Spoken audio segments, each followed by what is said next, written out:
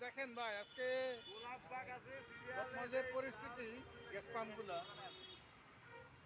তো আজকে ড্রাইভাররা বসে আছে রাত 9টার সিরিয়াল।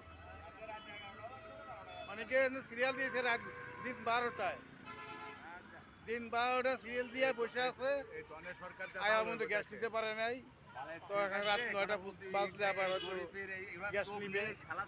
বর্তমানে এই পরিস্থিতি, কোথাও গ্যাস নাই, কোনো পাম্পে গ্যাস নাই, কিন্তু গ্যাস নাই, কিন্তু মালিকরা কিন্তু সেটা মানবে না এবং মানেও না। তাদের কথা হচ্ছে তাদের জমা, তুমি গাড়ি চালাইলা কি না চালাইলা, গাড়ি গ্যারেজতে বাইর করতে তাহলে জমা দিতে হবে। তো ভাই সেই স্বার্থপর মালিকদেরকে বলতেছি আপনাদেরকে যে বর্তমানে যে পরিস্থিতি, যে আপনারা পারলে গাড়িগুলা গ্যারেজে রাখেন, আর না হলে একটা কিছু করেন, তাহলে আমাদেরকে গ্যাস দেন,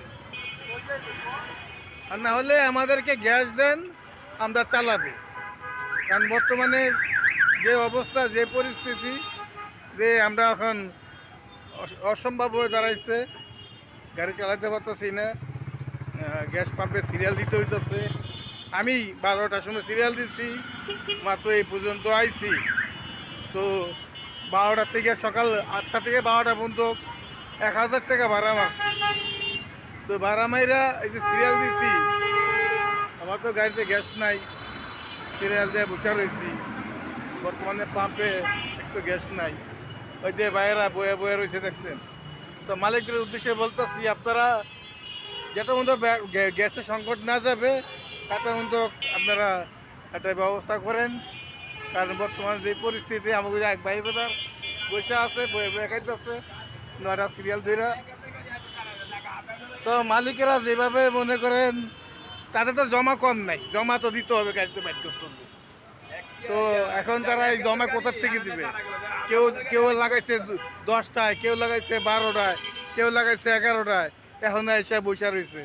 এই যে রাত 9টার সময় পাম্প খুলবে, তারপরে আবার গ্যাস নিবে। বর্তমানে পুরা ঢাকা শহরে একই পরিস্থিতি। তো এই পরিস্থিতি কাটিয়ে না ওঠা পর্যন্ত আমাদের এই দুর্ভোগ যাবে না। আমরা অনেক কষ্টের ভিতরে আছি। প্রত্যেকটা গ্যারেজ, প্রত্যেকটা পাম্পে ঢাকা শহরের এই অবস্থা। তো এখন বলেন কি করব ভাই, কিছু একটা বলেন।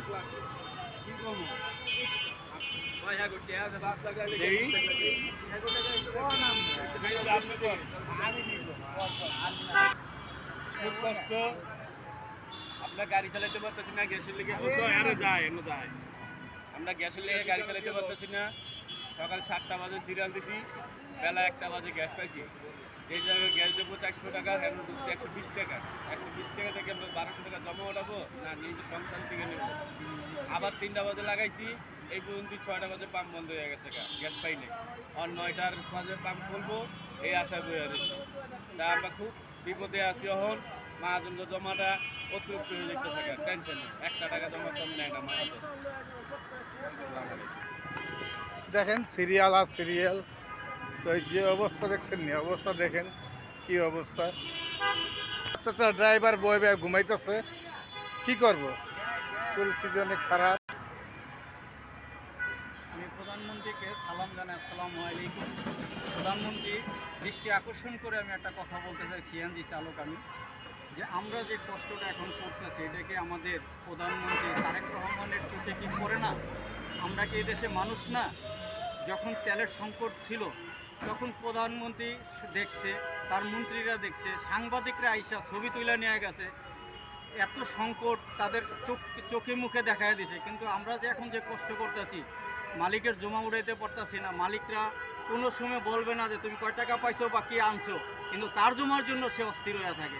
এই যে সিরিয়াল দিয়েছে 4-5 ঘন্টা গ্যাস পাইনি, এখন রাত্রে পাবো কিনা তাও সন্দেহ। এভাবে কি আমরা চলতে পারি?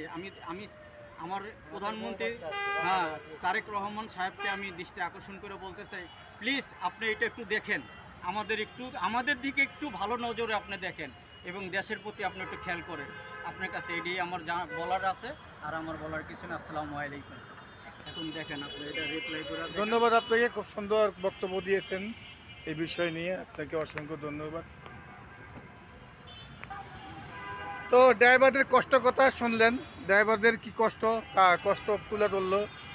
অবশ্যই সত্য যে গত তারা যে তেল ছিল না, পাম্পে তেল আসছিল না, অনেক লম্বা লম্বা সিরিয়াল তেলের জন্য রাত্রও তেলের জন্য বসে আসছিল। সে জায়গায় সাংবাদিকটা লড়েই নেই, ওই জায়গায় সাংবাদিকরা লড়েই নেই। কিন্তু এখন বর্তমানে যে আমাদের যে গ্যাস নাই, এখন আমাদের কোনো সাংবাদিকও আসতে দেখি না, এবং তেল নাই সেই বিষয় নিয়ে কিন্তু সংসদও উঠছিল যে পাম্পে তেল নাই। কিন্তু আমাদের তো আমাদের এই কথা কি সংসদ পুকুর যাবে কি না, সংসদ উঠবে কি না, আমাদের এই তেল তেল গ্যাস যে আমাদের নাই, আমরা যে কদিন ধরে 3-4 দিন যে কষ্টের ভিতরে আছি, মালিক গাড়িটা বাইর করলেই মালিকের জমা খারা। কিন্তু এই জমা কোথার থেকে দিব, যে ভাড়া যদি না মারতে পারি, যদি গ্যাস না পাই, তো কীভাবে এই গাড়ি চালাবো, কীভাবে আমাদের সংসার নিয়ে চলবো, কীভাবে আমাদের বউ বাচ্চাদের পালবো। তো এটা অবশ্যই আপনারা বিবেচনা করবেন, দ্রুত আমাদের তেলের সংকটটা সমাধান করবেন। আসসালামু আলাইকুম রহমতুল্লাহ।